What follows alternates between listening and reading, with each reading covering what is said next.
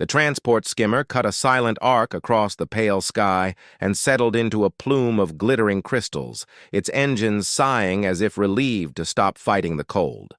When the ramp dropped, the air struck like a hammer. Every breath bit through fabric and fur, and every word hung as a fragile fog between lips before shattering in the wind. The cadets filed out in pairs, boots crunching, eyes watering, antennae and whiskers and crests prickling as the cold gnawed through training suits that had seemed so impressive on the temperate moon where the briefing had been held.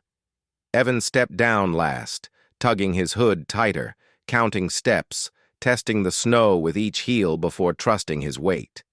He took in the horizon, a flat white silence under a dim sun, broken only by wind-carved ridges and the black thread of a frozen river that wandered toward the distant hills. He did not bother searching for trees. There were none. It was a world built from water and wind, a desert that looked like abundance. Two examiners waited beyond a row of ceramic crates stamped with Academy seals.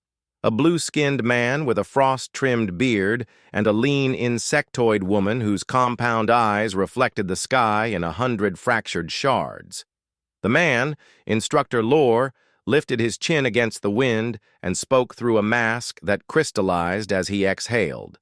He reminded the group that the test would last 3 standard days. The cadets would receive basic med strips, a knife, a coil of cord, and an emergency flare sealed for disqualification. No heating elements, no synthetics that reacted exothermically with air, no chemical gels, no comms once the skimmer left. The woman, Examiner Zaire, added that the planet's winter had extended beyond forecast, and the first night would be cruel. She did not raise her voice. She did not need to. The cold lent authority to every calm sentence. A rescue beacon would remain active at the drop site. Any cadet could walk back and withdraw. Withdrawal would be safe. Withdrawal would be recorded. Evan listened and watched. He marked the cadence of the wind and the way powder moved across the surface like smoke, revealing harder crust beneath. He measured the light with his memory and the feel on his skin, estimating the slant of the sun against the day length reported in the briefing. He let the other cadets talk because talking was heat leaving the body, and because talk was currency during an exam like this, a way to buy fear from someone else and hold on to borrowed confidence for a few minutes. On his left, a Talaran woman named Axira flexed 4 fingers inside a furred mitten and laughed through chattering teeth, promising her partner that she would have a snow palace before sunset. On his right, a broad-shouldered Reveran man named Kul kept stamping, cursing softly as needles of ice found seams in his boots. He had brought pride from a species that thrived in thin air on naked granite, and the pride had already started to crack. The crates opened with a mechanical chirp. Each cadet stepped forward to accept a sealed pouch and sign a slate with a frozen stylus. Evan received cord, a blade that had been ground to honest utility rather than ceremony, 3 med strips, and a flare. The flare felt heavy, as if it already knew the story of those who failed to resist opening it on the second night, grateful for heat that would singe pride as it saved skin. He slid it into an inner pocket and sealed the zipper with a press of gloved fingers, then tucked the cord where he could find it blind. Lore lifted an arm toward a scatter of flags half swallowed by drifts. The exam boundary covered a radius large enough that a slow walker would not cross it by accident, but small enough that an efficient cadet could forage across a slice in a day. Marks on a tablet indicated a frozen lake somewhere east by southeast. Zaire added that the local fauna had gone to ground. There would be fish under the ice. There would be insects sleeping in bark and moss where the snow lay shallow along the hills. She paused, allowed the silence to speak, and then dismissed the class. The skimmer doors rose, engines whined. The craft lifted and dwindled into a gray pearl against the sky, leaving a pure and indifferent hush. Some cadets moved as if a gun had fired. Axira and her partner sprinted toward the nearest ridge to claim a windbreak, chattering about slab alignment and cross-bracing. Kul set a straight course toward the east, legs grinding with practiced endurance. He did not look at anyone else. A cluster of amphibious cadets from the methane belt circled like a flock, debating whether the river ice would prove treacherous and whether thicker ice might lie near the lake. Two mammalian sisters from Corey Vale argued over the best way to lash a tarp from discarded crate liners, repeating an argument that had already migrated from dormitory to shuttle. Evan watched for another count of 10. He listened for the low moan that meant the wind would shift by evening. He felt his own breath clawing at his throat and forced the rhythm slower, longer, deeper. He had learned that from an uncle who had hunted elk in a place where winter could make a man foolish and then make that foolishness permanent. He chose a direction that looked like an absence. He walked west, not east, away from the flagged mention of a lake that would draw every desperate foot by nightfall. If water was everywhere, then water would not be scarce. Heat would be scarce. Shelter would be scarce. The first hours were not for food, but for survival. And survival meant margin. He aimed for a low rise that would blunt the wind and break the monotony of the plain, because monotony could be fatal if a man lost count of steps and wandered in circles. He lifted his knees high through the powder where the crust broke and shortened his stride on the crust itself to prevent the slips that robbed strength. He counted breaths and steps together. 4 breaths, 60 steps, pause, listen, adjust. He kept his hands below his heart when he could to save heat for his core, and he resisted the primal urge to hunch and fold in upon himself. To curl was to concede, and to concede was to shiver. Shivering was not a sign that the body fought. Shivering was a sign that the plan had been lazy. By the time the wind settled into a steady crosswise hiss, the rise loomed closer. Its face wore hard sastrugi that caught any careless boot. Evan chose the leeward side and tested the snow with the blade, noting the way the top crust gave way to packed granules beneath, then to a colder, denser layer that cut like sugar glass. He smiled without parting his lips. The layers would hold shape if cut clean and placed with attention. He used the knife to score lines, the heel of his palm to feel the resistance, the side of his boot to pry without cracking the block.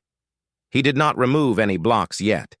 He wanted to know whether the rise concealed crust over air, whether drift had built above a hollow. He listened through the blade pressed to the snow. The sound told him thickness and told him danger. Where the tone dropped to a dull thud, he stepped wide. He marked a circle with the cord and a stake improvised from a snapped crate slat he had pocketed during the distribution, a habit that had cost him a sharp glance from Zare and a private nod from Lore. He did not draw attention while he worked. He was a man in a white world, making a plan that would not be visible until it saved skin. He paid the tax of the wind with patience rather than bravado. Across the plain, voices rose and fell. Axira's laughter had grown brittle. Kul had become a dark dot against the east, already far, already committed. The Corey Vale sisters had erected a triangle of tarp that snapped and boomed as if determined to shake itself free. A small pair from the methane belt had reached the river and now stood studying the ice, both keeping a careful distance from a spiderweb of cracks. The sun crawled, unable to climb high enough to grant mercy. The light was a coin dropped on a white floor and lost in glare. Evan paused to drink. He did not gulp. He melted a mouthful against his tongue, then another, closing his lips to trap the warmth. He moved his jaw to hold circulation. He pulled his glove and pressed his wrist against his cheekbone to remind the vessels to keep working. He put the glove back before the wind could claim too much from that exposed skin. He inspected the seam of his boot and traced a line of sealant along a scuff he had noticed on the ramp. He did it now because he still had feeling. A man learned to do small chores before small chores demanded trembling hands. He set his pack at the circle's edge and knelt to test the snow again. He could feel the planet in the blade. He could feel the blunt patience of ice and the quick hunger of wind. He could feel a story forming under his hands, a story he would not tell because stories cost breath. He did not look toward the skimmer's vanishing trail. He did not look toward the lake. He cut another line, listened, and let the planet answer. The assignment had sounded simple in the warm classroom. 3 days, no tech, survive. On this plane, simplicity stripped away the flourishes of species and academy. There was only a man and a world. He intended to be the one who bent. The wind shifted 10 degrees and freshened.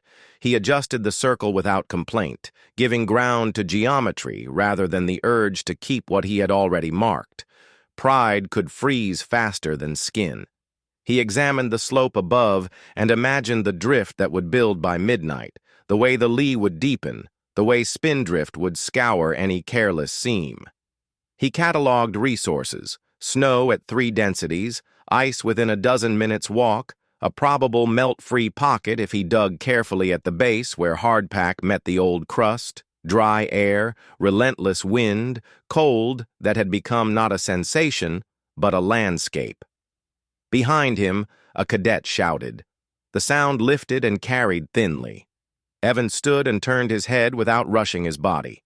One of the amphibious pair had stepped onto the wrong patch of river ice.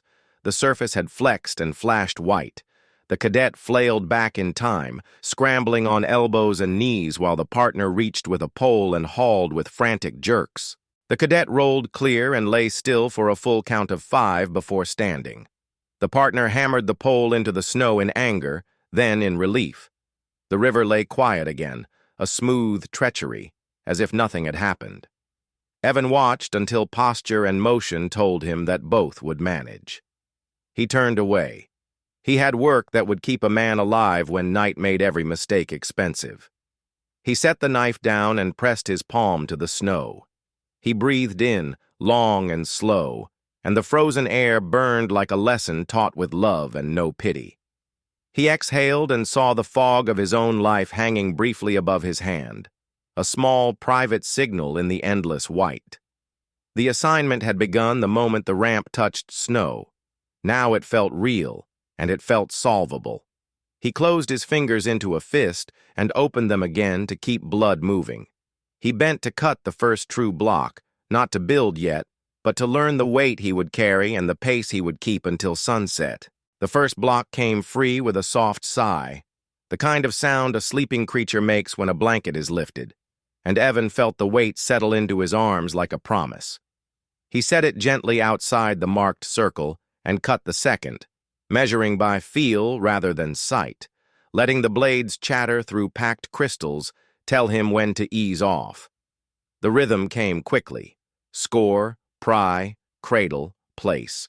The wind combed the surface and dusted the edges with powder that wanted to steal definition, but he learned the drift's mood and worked just ahead of it, always cutting where the sastrugi offered a natural seam. He shaped each block by shaving a bevel along the lower edge with 2 clean strokes, building a language his hands could understand without wasted thought.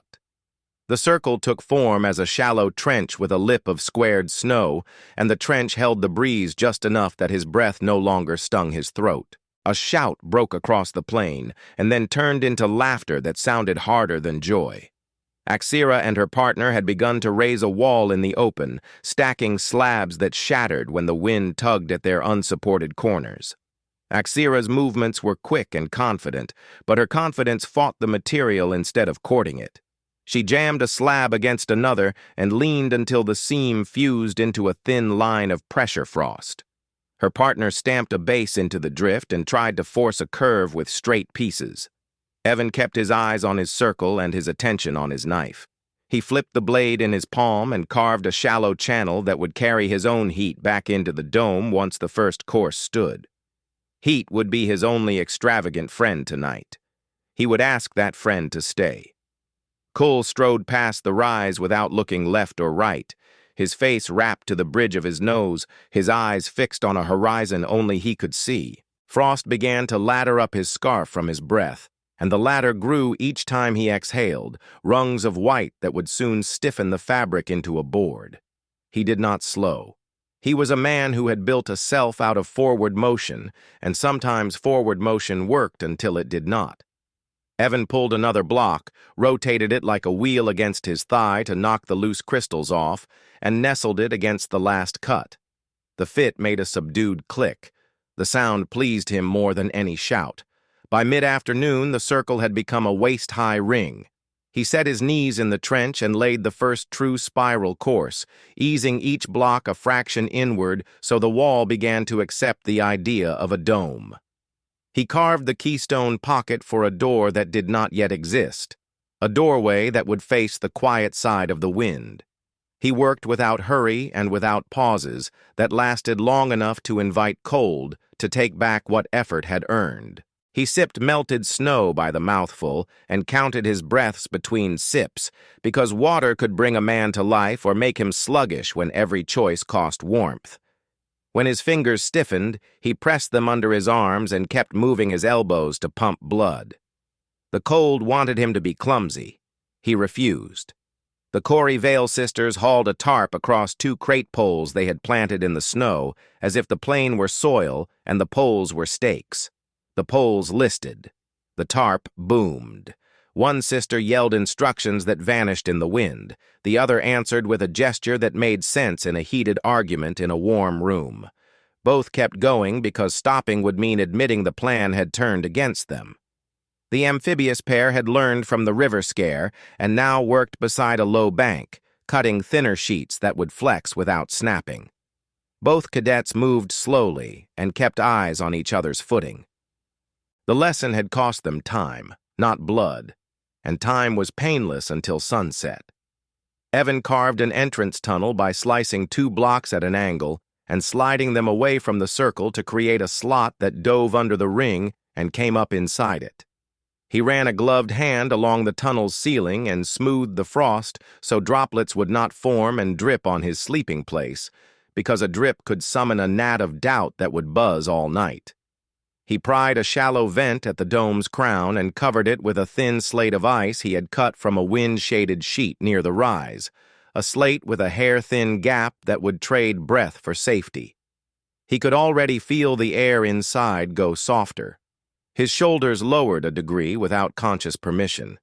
He let that happen, and then made himself straighten again. The day was not generous enough to indulge relief for more than a heartbeat. Axira's voice drifted again, thinner now, and when he finally glanced over, he saw that she had built a shoulder-high wall that refused to turn into a roof. She braced a slab on a diagonal and stood under it to lift, asking the wind to pretend to be a friend. The slab slid and skinned her mitten. She swore and shook her hand hard enough to fling crystals from the fur trim. She looked toward the east, where cool had become a smudge that moved with grim steadiness. She looked toward the west and met Evan's eyes for a second. He nodded once, neither invitation nor challenge, and looked back to his work. He trimmed a block's edge until a curl of snow fell like a feather and the seam mated cleanly. He had learned long ago that advice given at the wrong moment could do more harm than good, and the planet would teach everyone soon enough. The sun lowered without descending so much as dimming, a white coin dulled by a veil. The temperature slid with it. Sound changed first. The wind's hiss sharpened into a whisper that threaded through seams and hunted edges. Evan felt the change in his teeth. He tightened his hood and rolled his shoulders to reset how fabric lay along his neck. He set the last block of the 3rd course and carved a lip for the 4th, another fractional step inward, another acceptance of the curve. He studied the circumference, found a high spot where his early cuts had been a shade too generous, and shaved it down. The dome began to persuade itself into being. He smiled again without showing teeth. A distant flare punched a dull pink wound into the sky and then bled into gray. No siren followed. No engine sound grew. The rescue beacon at the drop site would record the withdrawal, and the examiners would retrieve the cadet after sunset, when flight in cold air would be less dangerous for the craft. The plane went on as if nothing had happened. Evan did not look toward the flare's ash. He did not let his mind put a face to the choice. He fitted another block and pressed the joint with the heel of his hand until it squeaked and froze. The squeak was life choosing to hold. Kull returned from the east at last, moving slower now, his scarf frozen into a plank that knocked against his chest each time he turned. He carried a bundle of sticks no longer than a forearm. He must have found a scrub of wind-burned bushes on a ridge and torn them free. He knelt and tried to strike sparks into a nest of dry crust that pretended to be tinder. His gloves made his hands clumsy, and bare fingers would make his hands useless. He struck again and again, a steady clack that began to sound like a metronome set for stubbornness. A spark took and died, took and died. He hunched closer. Frost bloomed along his eyelashes like pale moss. Evan watched the rhythm for 10 beats and then turned back to his wall. He did not judge the choice. Fire would be mercy for minutes and cruelty for hours if it asked too much air and offered too little heat in return. Shelter would lower the price of every other need. He set himself to finish the spiral before the light thinned further. Inside the ring, the air had already learned to slow down. He crawled through the tunnel, tested the floor with a palm and the back of his hand, then stamped a shallow basin into the center where a small heat source could live without licking the roof. He cut a shelf into the wall for gear to dry, high enough to catch warmth without courting melt. He laid a flat sheet of ice over a narrow trench along the floor to make a channel where melt could run toward the tunnel mouth instead of creeping toward his sleeping place. The geometry of comfort under snow was small and precise, and once learned, felt like discovering a secret that had been waiting for a man to pay attention. He crawled back out and set the 5th course. The wind pushed at his back with steady hands and then, without warning, gave him a shove. He braced his knee against the trench wall and held the block until the gust passed. He whispered a word that served him in place of a curse, a word that acknowledged the shove without giving it power. He set the block and smoothed the seam. He worked by feel now more than sight, because the light had become the color of cold breath and offered little help. The top of the dome would need a capstone he could not cut too heavy or too light, a disc set into a star of seams that would share the load. He shaped that disc with care and set it aside, then lifted the last ring into place one by one until the opening waited like a held note. Axira arrived at the rise without her partner. Her cheeks burned red along the edges of her mask, and the fur along her collar had turned to white glass. She stood a moment to watch him lift the cap and settle it with a twist that married weight to structure. She said nothing. Her shoulders quivered once, and then stilled. She looked at the door tunnel and at the vent slate that bled a faint plume. She seemed to measure the size against her own reach, her own supplies, her own dwindling daylight. She did not ask for help. He did not offer words that would wound her pride. He gestured toward the lee side of the rise and tapped his glove against the sastrugi in a pattern that pointed out seams and layers. She nodded once, the smallest movement, and walked to the place he had indicated. She pressed her blade into the snow and paused, listening as if the planet might answer her if she were patient. She began to cut. Kull had managed to coax a weak fire that licked at the bundle and then settled into a sulk. He crouched over it as if sheltering a child, and the child rewarded him by eating his remaining dry twigs with greed and giving back a thin ribbon of warmth. He fed it with scrapings from a crate liner and a twist of fiber from his scarf, then slapped the scarf, surprised by the pain of his own choice. The ribbon faded. He stared at the ember until the ember went dark. He lifted his head and looked toward the ring now capped and smooth, and for a second he seemed about to stand and walk toward it. Pride tugged him the other way. He stayed. He blew again. The ember feigned life and then died obediently. Evan slid into the tunnel and sealed the door with a thinner block he had kept aside for that purpose. The dome swallowed the wind and returned his breath to him. He stood a candle of ice upright in the floor basin and lit a wick made from teased threads dipped in fish oil he had scavenged from a tin he had found wedged under a crate at the drop site, a tin someone had dropped while rushing to claim a better spot.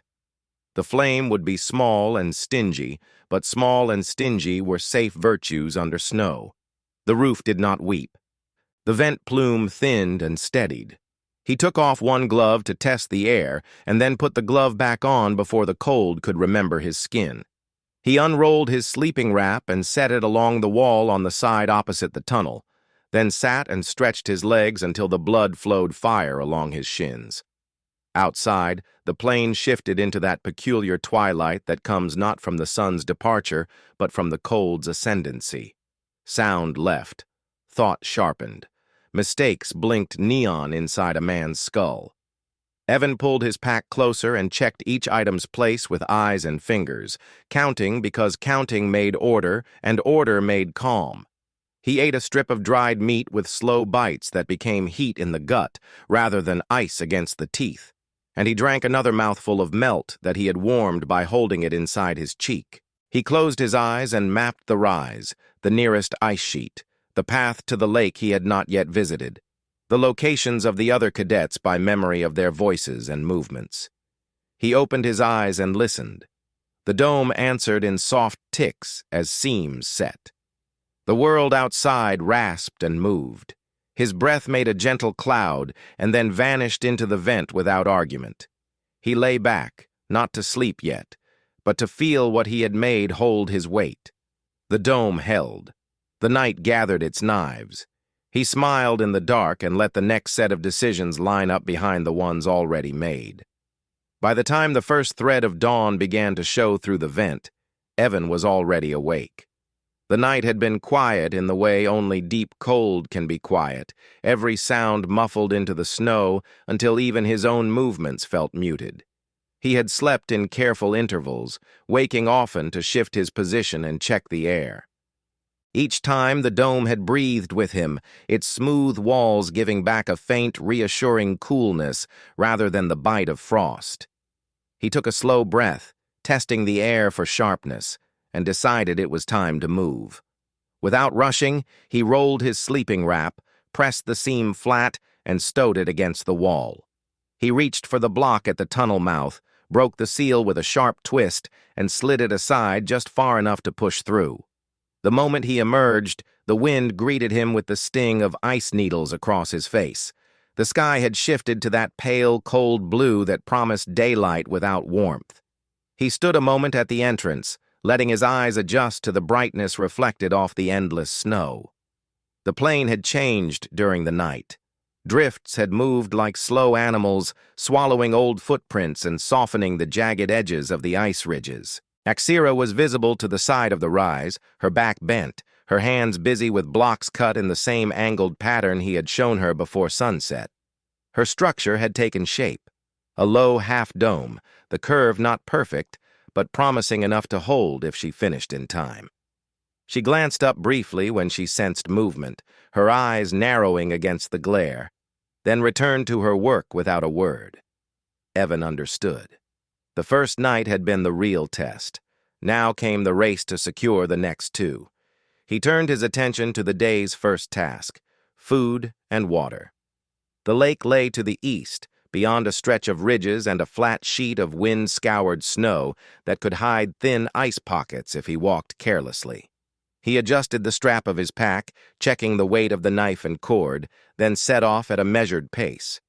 Each step was placed with intent, his eyes scanning for changes in the snow's surface texture. Ripples where the wind had carved, faint hollows that hinted at trapped air beneath. Twice he stopped to shift his route around suspect patches, testing them with the heel of his boot before moving on. As he approached the lake, the terrain began to slope gently downward, the ridges breaking apart into irregular lumps of hardpack.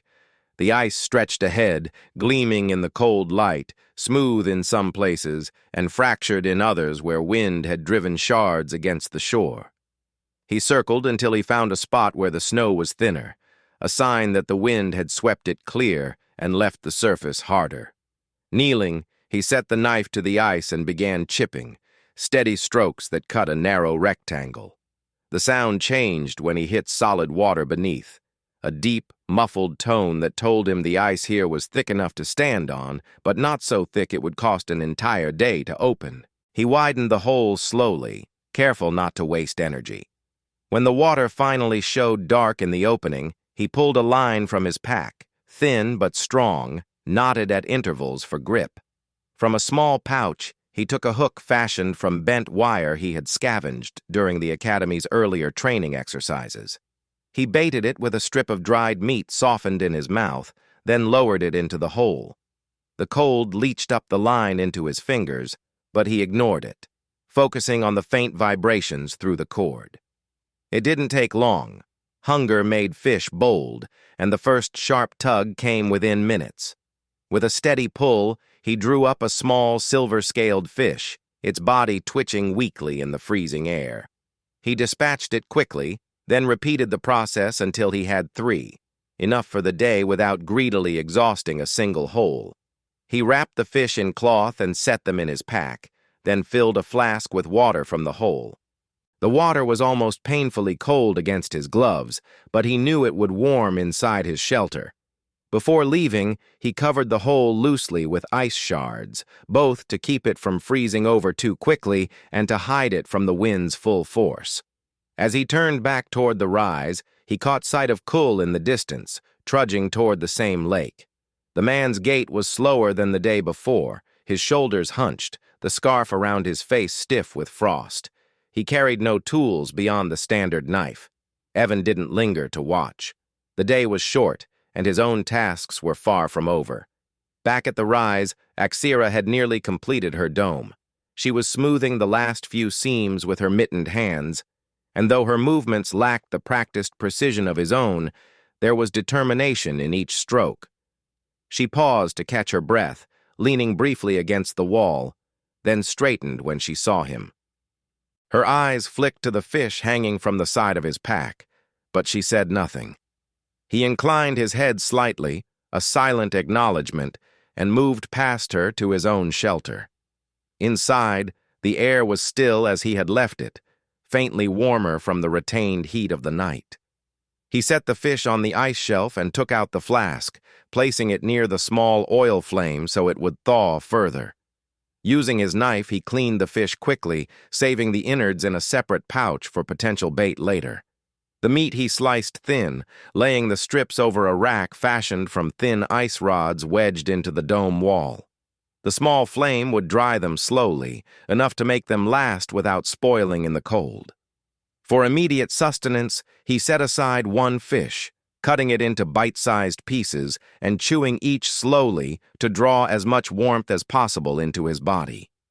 With his basic needs met, his mind turned to reinforcement. A structure could stand one night by luck, but lasting the full test required maintenance. He stepped back outside and began packing loose snow along the base of the dome, stamping it down until it fused into a solid skirt. This would seal gaps and make the structure more resistant to wind carving at the edges. He also collected a few extra blocks and stacked them near the entrance tunnel, emergency replacements in case the wind turned violent or the walls needed quick repair. The sun, weak as it was, had already begun its slow descent when he decided to scout the area beyond the rise. Moving carefully, he traced a path toward a cluster of small ice outcrops he had noticed earlier. Among them, he found shallow depressions where the snow had drifted thin over bare ice. He marked these in his mind, not for water, but as possible traps for small creatures if baited properly. Survival was not only about enduring the environment, but also about shaping it to serve. On his way back, he passed close enough to Axira's dome to hear the faint sound of her movements inside. She was making adjustments, her knife tapping softly against the snow. Kull was nowhere in sight. Either he was still at the lake or had taken another route. The wind had shifted slightly, carrying with it a sharper edge that hinted at worsening conditions overnight. Evan quickened his pace. By the time he returned to his shelter, the light had taken on the flat, shadowless quality that meant evening was only a breath away. He secured the entrance, checked the vent for blockages, and fed a little more oil to the flame. The dried strips of fish had begun to stiffen at the edges, and he rotated them carefully. Outside, the wind's voice grew louder, threading through the vent in a soft, steady hiss. He sat back against the wall, his hands resting on his knees, and closed his eyes for a moment, not to sleep, but to listen. The dome hummed faintly with the pressure of the storm gathering beyond, a reminder that every choice he had made since stepping off the skimmer had been to meet this moment. The second night would be harder. That was the nature of the cold. It always asked for more. and he intended to give only what he chose.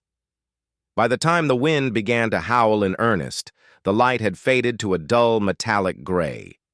Evan sat inside the dome, his back against the smooth curve of the wall, feeling the vibrations of the storm moving over and around him. The pressure outside came in long, rolling waves, each one making the vent plume shiver.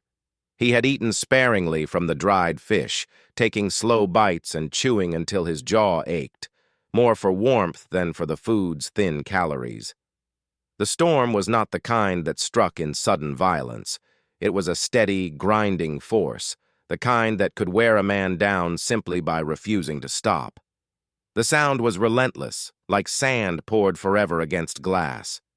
He pulled his hood tighter, not because the air inside was cold enough to need it, but because the weight of it around his head gave him the feeling of focus, the sense of something held close when the rest of the world was shifting. A faint noise reached him under the wind, a muffled thump, irregular, and then another. He stilled, tilting his head toward the tunnel entrance. The sound came again, this time followed by a scraping shuffle. Without hesitation, he pulled the thinner door block from the tunnel mouth and peered out. Snowflakes whipped into his face instantly, stinging his cheeks and clinging to his eyelashes. Against the white swirl, a hunched figure emerged from the storm's blur, moving unsteadily toward the rise. Axira. Her gait was uneven, her knees buckling slightly with each step, but she was carrying something under one arm, clutching it tight to her chest. He could see frost thick along the side of her mask and the rigid set of her shoulders that told him she was fighting to keep her muscles from locking up. He crawled out far enough to wave her toward the dome. She staggered to him without speaking, dropped to her knees at the tunnel mouth, and half collapsed inside. He followed her in and sealed the entrance with the block, then brushed the snow from her shoulders with quick, firm strokes. Her breath came fast and shallow, fogging her mask with each exhale. She set down the bundle she had carried, a cluster of thin, dry sticks, brittle as glass but still promising as fuel. He didn't ask where she had found them. The important fact was that she had them, and that she had made it here with enough strength to stand again. He shifted the small oil flame to one side and arranged the sticks in the basin he had carved into the floor. From a pouch at his belt, he pulled a short length of cord he had unraveled into fine threads and a scrap of oily cloth. The spark from his striker caught on the cloth at the third strike, flaring weakly before licking along the threads. The sticks caught with a faint hiss as any frost burned away, and soon the fire's thin light joined the steady glow of the oil flame. The dome's air warmed by a fraction, enough for the skin to feel the difference. Axira sat close to the wall, her hands extended toward the small flame, palms open, soaking in what warmth it gave. Her eyes met his briefly, and in them he saw both exhaustion and a stubborn refusal to be broken. When her breathing steadied, she reached into her pack and produced 2 small fish, frozen stiff. She placed them near the fire to thaw, and the faint smell of raw flesh began to drift into the air. Evan adjusted the vent slate slightly to let the smell bleed out without letting the heat escape too quickly. He could hear the storm's voice change as the snow piled higher against the dome, the pitch lowering to a deep hum. That sound was both a warning and a reassurance. It meant the structure was holding, but it also meant the outside world was becoming harder to cross with each hour. The fire was small and had to be fed constantly to keep from dying, so he broke some of the sticks in half to stretch their life. Axira watched his hands as he worked, her gaze following the way he placed each piece deliberately so the flame would climb rather than smother. When the fish were pliable enough to handle, she cleaned them quickly and handed one to him. He held it over the fire on the tip of his knife until the skin blistered and the smell sharpened, then ate it in slow, measured bites, savoring the heat more than the taste. She did the same with hers, her eyes closing briefly after the first mouthful. The hours blurred into a rhythm of feeding the fire, adjusting the vent, and listening to the wind. From time to time, a dull vibration shuddered through the dome as if something heavy had shifted outside, drifts collapsing perhaps, or ice sheets grinding against each other. Once, A sharper sound came, like a crack splintering across a frozen surface. Neither of them moved to investigate. To leave the dome now would be to invite the storm to choose for them, and neither of them was ready to give it that power. Evan kept his mind on small tasks. He trimmed the edges of a few extra blocks he had stacked near the tunnel, shaping them so they could be fitted quickly if the entrance needed reinforcement. He checked the dome's inner seams with the back of his hand, feeling for any trace of cold air slipping through.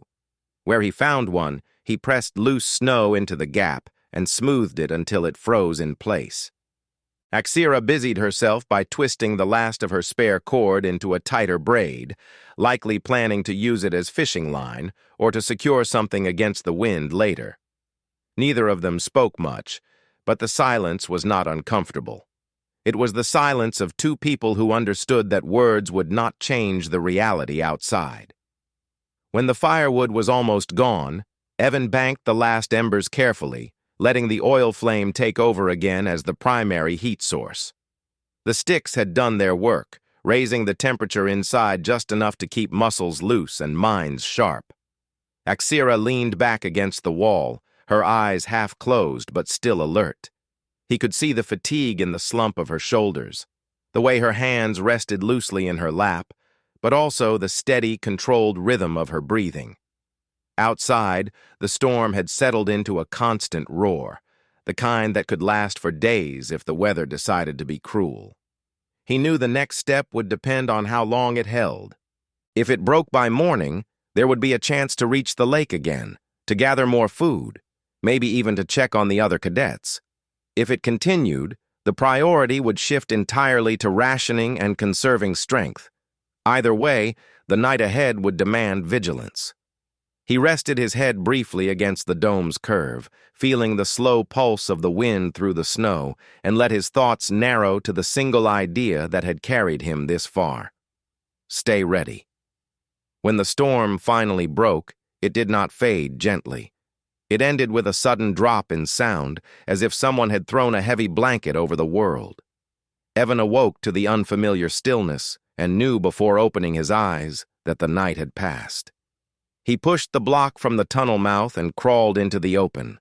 The sky had cleared to a pale, fragile blue, the kind that comes only after the cold has stripped the air clean of all moisture. The snowdrifts had risen like frozen waves around the rise, swallowing every trace of yesterday's footprints.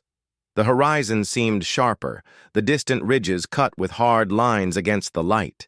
His breath plumed upward in thin white coils that drifted away lazily without the wind to whip them. The silence felt heavy, not peaceful. Silence after a storm meant the cold had deepened. He could feel it in the way the air bit the inside of his nose, in the stiffness of his gloves.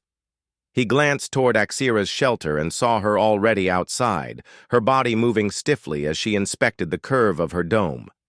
She straightened when she saw him, raising one hand in a brief gesture of acknowledgement before turning back to her task. There was no need for conversation. They both knew the priorities now: check for damage, secure supplies, and decide the day's strategy before the weather changed again. He went to the lake first. The walk took longer than before, the snow deeper and softer where the storm had erased the hard crust. Each step sank halfway to his knee, and his legs soon burned from the effort. When he reached the hole he had cut earlier, he found it sealed over with a thin layer of new ice. He knelt and broke through with a few strikes of his knife, the sound sharp in the frozen stillness.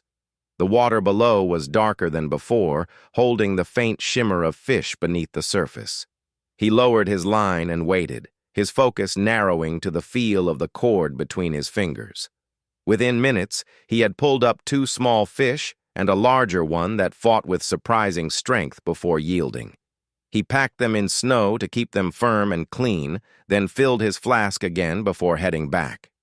Near the rise, he spotted Kul. The man was moving slowly, his steps uneven, and the sight of him this close to the drop site told Evan what had happened. Kul had been forced to turn back before reaching shelter during the storm. His scarf hung stiff and rimed with frost, his eyes sunken in a way that spoke of a night spent with little or no protection from the cold. Evan didn't approach. Survival tests were not about kindness, and any help offered now could mean the difference between passing and failing for the one who gave it. Cole kept walking toward the drop site without looking at anyone, his head down. Evan watched until the figure grew small, then turned away. Back at the dome, he gutted the fish quickly, setting the largest aside for immediate cooking. He built a small fire in the basin, using the last of the fuel Axira had brought the night before, and skewered the fish over it. The rich smell filled the dome, making the air almost comfortable. When it was ready, he ate slowly, letting the heat of each bite push back the chill that had crept into his bones during the walk. The rest of the fish he filleted into thin strips and laid near the oil flame to dry for later. Once his strength returned, he decided to scout further than before. The storm's drifts had changed the landscape, covering some hazards but also revealing others. He moved along the ridge to the south, scanning for signs of open water or other resources. At one point, he found a narrow crack in the ice where steam rose faintly, a thermal vent. Kneeling beside it, he cupped his gloved hands over the warm air, feeling the moisture melt the frost along the edges of his mask. It was not hot enough to be dangerous, but it could serve as a place to thaw water or even warm hands in an emergency. He marked the location carefully in his mind before continuing. When he returned, Axira was waiting outside her dome with a small bundle of snow-packed fish. She had clearly gone to the lake herself after reinforcing her shelter. Without speaking, she held one out to him. He took it, nodding once in thanks, and placed it on his own drying rack inside. The exchange was brief, almost wordless, but it carried the weight of recognition. They were no longer just two cadets competing. They were two survivors acknowledging each other's place in the frozen world that had tried to break them. The rest of the day passed in deliberate preparation.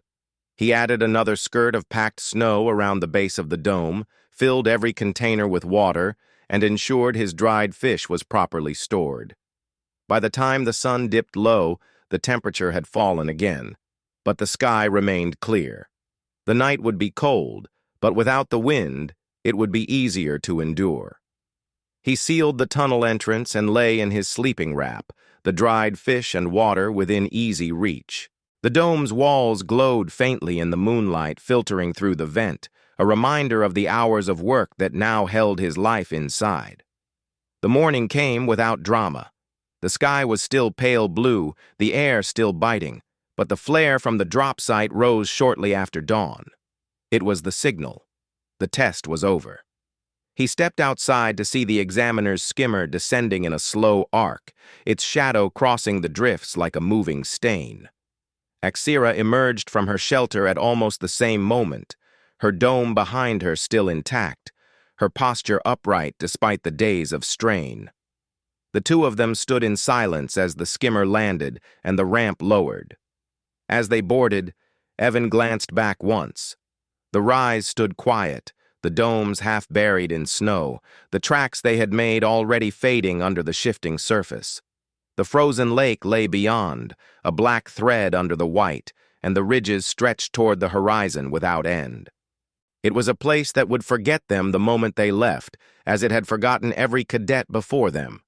But for him, it would remain, a place where planning, patience, and control had outweighed brute force and luck. Inside the skimmer, the examiners moved among the cadets, taking notes, recording results. Lore paused briefly beside Evan, his expression unreadable except for the faintest flicker of approval in his eyes. No words were spoken, but the meaning was clear. Evan had passed not by enduring the cold, but by bending it to his will. As the craft lifted, the rise and the domes disappeared into the distance, swallowed by the frozen expanse. He felt no need to look back again. The test had been about more than survival. It had been about proving that the environment could be read like a language, that every drift, every block, every breath of air had something to teach if a man was willing to listen. And he had listened. That was why he was leaving the ice not as a man who had been spared by it, but as one who had mastered it.